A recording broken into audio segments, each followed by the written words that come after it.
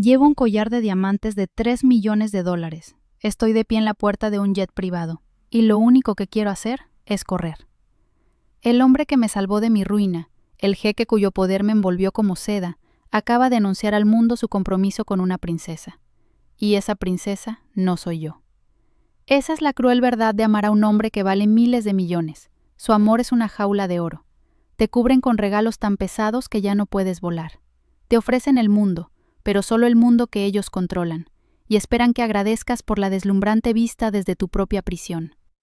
Huí, pero él me encontró. Abandonó el trono, a la novia, el deber, todo por mí. Y ahora me está implorando que tome una decisión. Necesito contarle mi historia a alguien, necesito saber que no estoy sola en esto. Suscríbete y quédate a mi lado.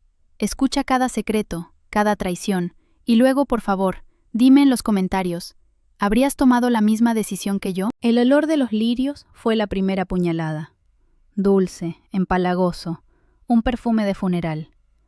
Irónico considerando que estaba en la boda de mi ex mejor amiga con el hombre que había asesinado mi futuro. Me encogí en el último banco de la iglesia, la tela barata de mi vestido pegada a mi piel húmeda, cada himno una palada de tierra arrojada sobre mí. En el altar, él sonreía. La misma sonrisa que me dedicó cuando dijo que me amaba, la misma sonrisa que usaba cuando mentía. Y la mirada presuntuosa de ella.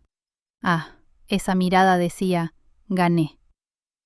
Mi corazón latía en una cuenta regresiva descontrolada. Debería haberme quedado en casa, debería haberme declarado en bancarrota en paz, lamido mis heridas en la oscuridad. Pero el orgullo, esa plaga obstinada, me susurró que necesitaba verlos. Necesitaba demostrarme a mí misma que sobreviviría. Qué mentira. Cada segundo era una agonía. El sacerdote dijo, si alguien tiene algo que decir.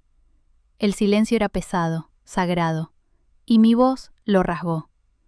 No fue un grito, fue un susurro que resonó como una granada. Canalla. Todos los rostros se giraron, el horror en los ojos de la novia, la furia congelada en el rostro de él, pero no vi nada más.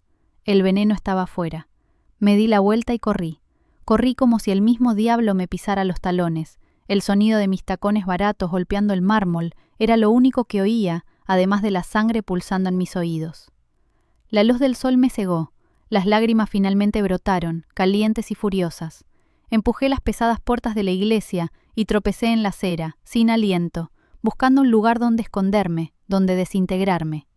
Fue entonces cuando lo vi, una fila de coches negros, relucientes como obsidiana.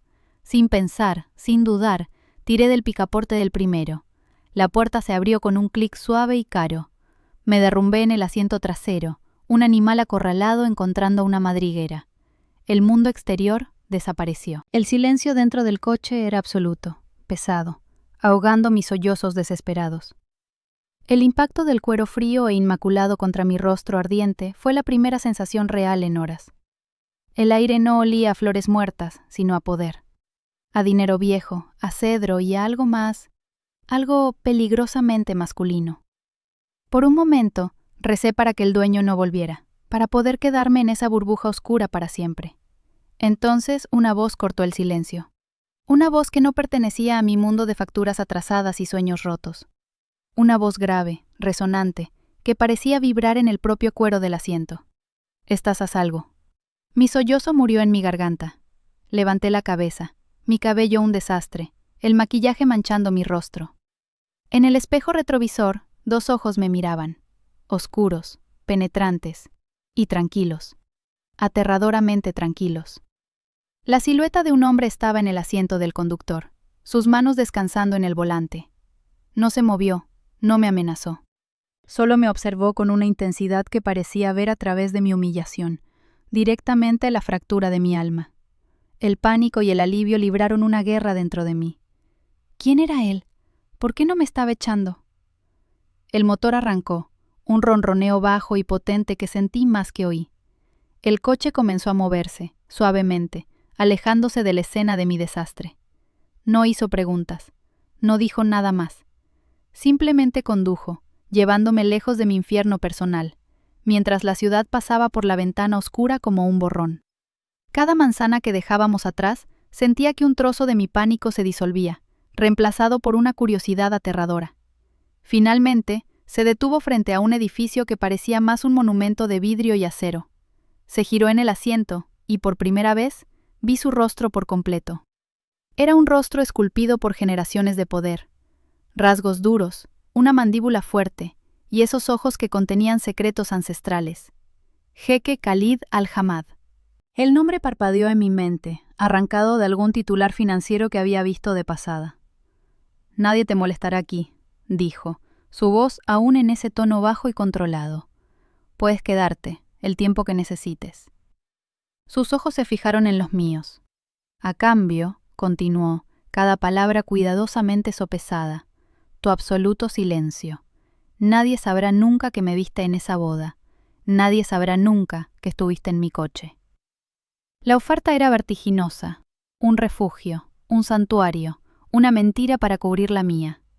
Miré a ese hombre, una fuerza de la naturaleza en un traje hecho a medida, y a mi propia vida en ruinas.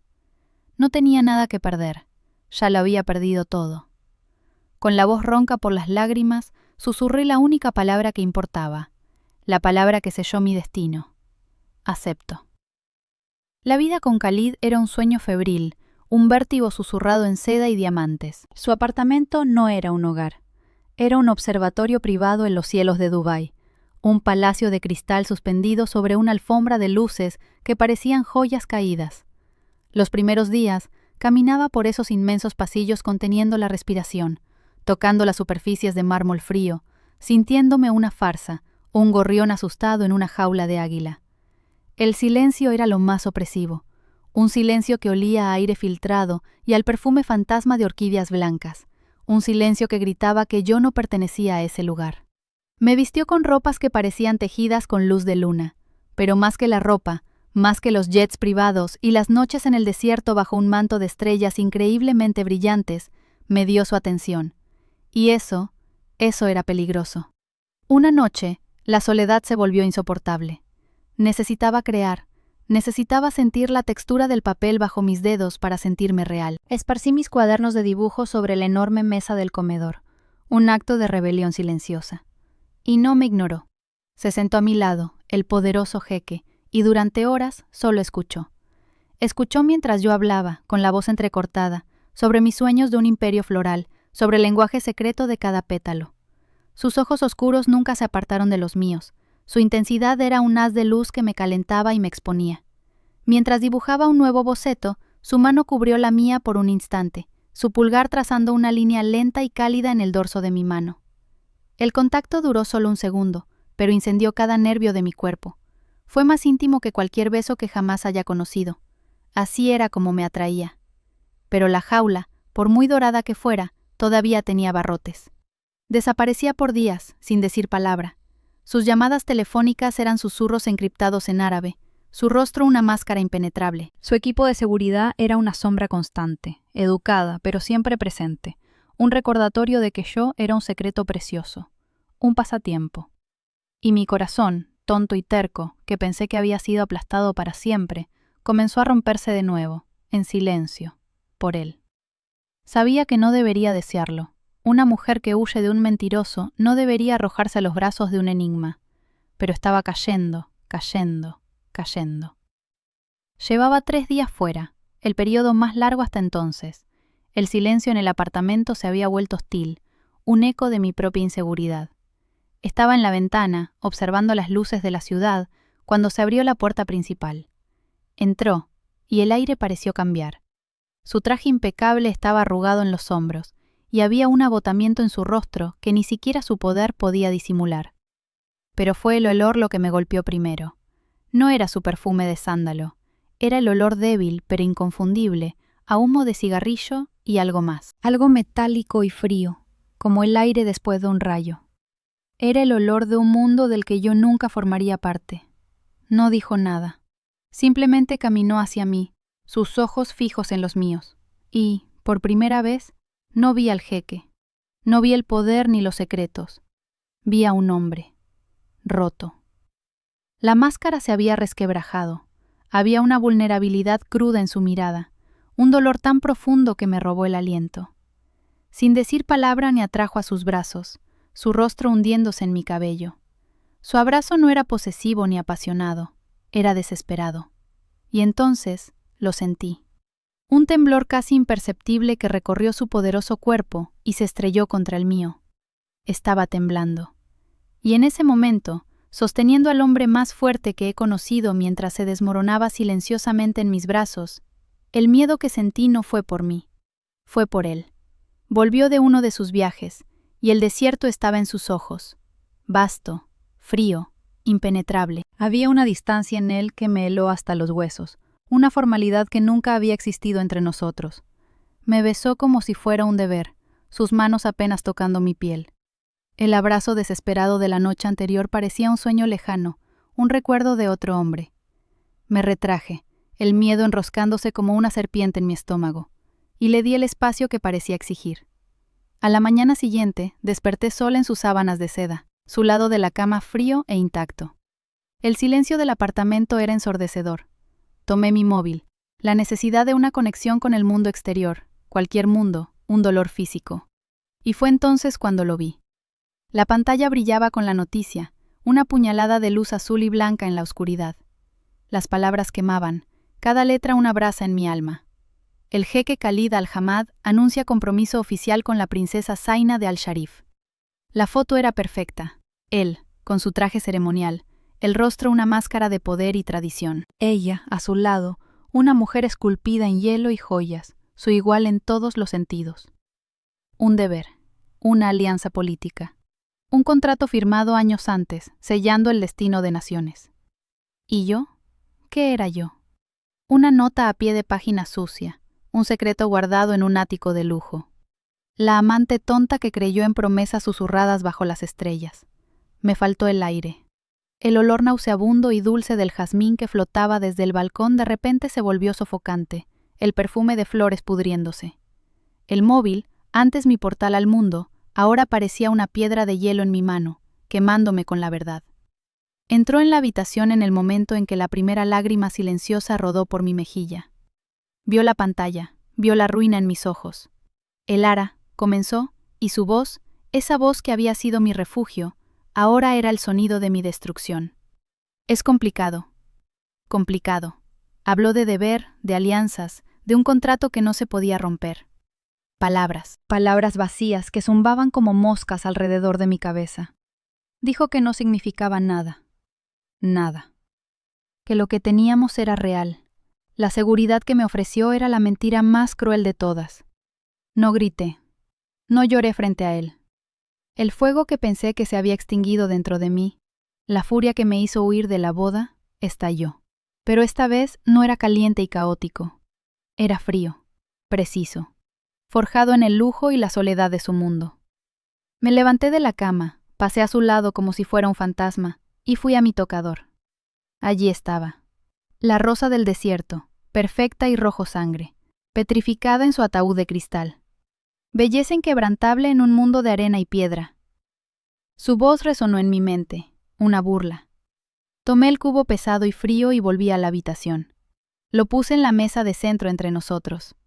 El sonido hueco del cristal golpeando el mármol fue el único sonido en la habitación. Un testimonio silencioso de su hipocresía. Su mirada cayó sobre el objeto, y por primera vez vi una grieta en su fachada. No era culpa. Era la mirada de un hombre enjaulado, y él, en su egoísmo, intentó meterme en la jaula con él. Eso fue todo. Me di la vuelta y fui al vestidor. Pasé junto a los vestidos de alta costura, las sedas y las cachemiras que me había dado. Parecían disfraces, uniformes de una vida que no era mía. En el fondo, encontré la pequeña maleta con la que llegué. La abrí. El familiar olor a lavanda de mi viejo suéter subió, un olor a mí. Doblé mi ropa original, la única que realmente me pertenecía. Tomé mis cuadernos de dibujo, mi verdadero tesoro, las únicas cosas de valor real. Por un momento mi mirada volvió a la rosa del desierto. Quise dejarla atrás, una herida abierta en su mesa perfecta. Pero no pude. Dejarla sería como admitir que la belleza que representaba era suya para guardarla. Volví, tomé el cubo de cristal y lo metí dentro de mi maleta. Su peso frío un contrapunto a la furia que me calentaba. Cerré la cremallera. El clic metálico sonó como un disparo en el silencio. Pasé a su lado en la puerta, arrastrando mi maleta barata por el mármol pulido. No intentó detenerme. Solo se quedó allí, una estatua de poder roto, mientras lo único que no podía comprar ni controlar salía de su vida. Estaba corriendo de nuevo, pero esta vez no huía de algo. Corría hacia mí misma. La campanilla sobre la puerta sonó, un tintineo barato y alegre que cortó el silencio polvoriento de mi nueva vida. Mi corazón se detuvo. Me quedé congelada, con un puñado de gipsófilas en la mano, el olor a tierra húmeda y pintura fresca llenando mis pulmones. Se suponía que era mi santuario, este pequeño espacio que estaba construyendo con mis propias manos, con el polvo de cemento todavía en el suelo y cubos de flores esperando a convertirse en algo hermoso. Pero allí, enmarcado por la puerta, estaba él, Khalid. No era el jeque. No con esas ojeras que la cruel luz fluorescente de la tienda no ocultaba. No con el pelo oscuro ligeramente despeinado, como si se hubiera pasado las manos por él 1000 veces. Sus zapatos de cuero de $1000 parecían absurdos en mi suelo sucio. Su abrumadora presencia encogía las paredes. Parecía un león fuera de su hábitat, perdido y, sin embargo, peligroso. Mis dedos se apretaron alrededor de los delicados tallos de las flores. «No deberías estar aquí», dije, mi voz sonando más fuerte de lo que me sentía. La ira era una armadura bienvenida, ocultando el doloroso salto que había dado mi corazón traidor. «Este es mi lugar. No tienes derecho». Dio un paso adentro, y la campanilla tintineó de nuevo, como para anunciar el final de un acto. No miró el desorden, las cajas, la pobreza de mi nueva libertad. Sus ojos, antes océanos de poder, se encontraron con los míos y estaban destrozados. «Lo sé», dijo, y su voz no era la orden resonante de un soberano. Era ronca, rota. «No tengo derecho a nada». Se detuvo a unos metros de distancia, el aire entre nosotros crepitando con todo lo que no se había dicho. Extendió la mano, no para tocarme, sino en un gesto de súplica vacía. Entonces llegaron las palabras, y derribaron mis muros, ladrillo por ladrillo. Abdiqué. La palabra flotó en el aire polvoriento. Abdiqué. Lo dijo como si confesara un pecado, no como si renunciara a un trono. El compromiso se ha roto, el consejo está en el poder. Se acabó. Sus ojos brillaban con lágrimas no derramadas. Un reino, Elara. Un reino sin ti. Su voz se quebró. Es solo un desierto de arena y piedra. Volví al palacio y era solo un mausoleo. Tú no estabas allí. Dio otro paso. Ahora podía ver el temblor casi imperceptible en su mano extendida. «Vuelve a mí», imploró, y la palabra fue un desgarro en su alma. No al palacio, no a los diamantes ni a la jaula, a mí, solo a Khalid. Mi mirada se desvió de él y se posó en mi mostrador de trabajo. Allí estaba, la rosa del desierto en su cubo de cristal. La había puesto en medio de mi desorden, un recordatorio de lo que había sobrevivido.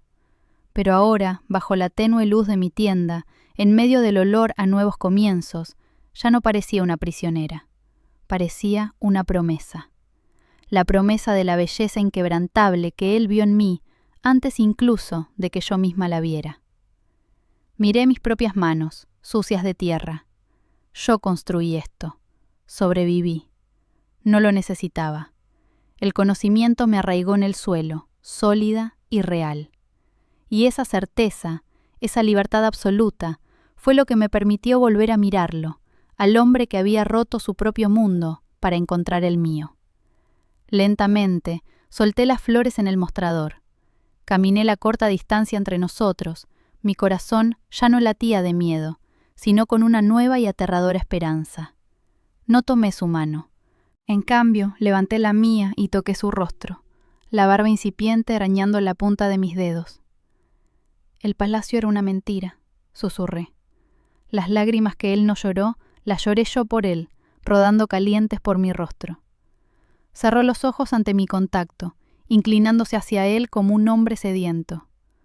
Pero tú, continué, mi voz cobrando fuerza, tú eres mi desierto, mi oasis, y es donde quiero florecer. Entonces lo besé, y no fue un beso de pasión febril, sino un beso de vuelta a casa, un beso que sabía a lágrimas, a tierra, y a un futuro que finalmente era nuestro para escribir, no en contratos ni decretos, sino en pétalos y promesas susurradas en el silencio de una pequeña floristería.